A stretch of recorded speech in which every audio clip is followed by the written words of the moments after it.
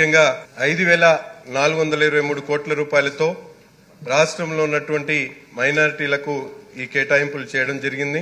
గత ప్రభుత్వంలో కేటాయించినటువంటి 2,800 కోట్లలో దాదాపు 1,058 కోట్లు ఖర్చు పెట్టిన తర్వాత మిగతా అమౌంట్ కూడా ఖర్చు పెట్టినటువంటి పరిస్థితులు.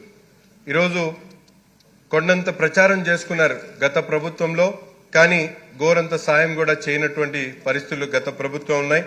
కానీ ఈరోజు ముఖ్యంగా మనందరికి కూడా తెలుసు, ప్రతి పేదవాడు కూడా ఉన్నత విద్య చదువుకోవాలనేటువంటి ఆలోచన కలిగినటువంటి ముఖ్యమంత్రి మన ముఖ్యమంత్రి చంద్రబాబు నాయుడు గారు.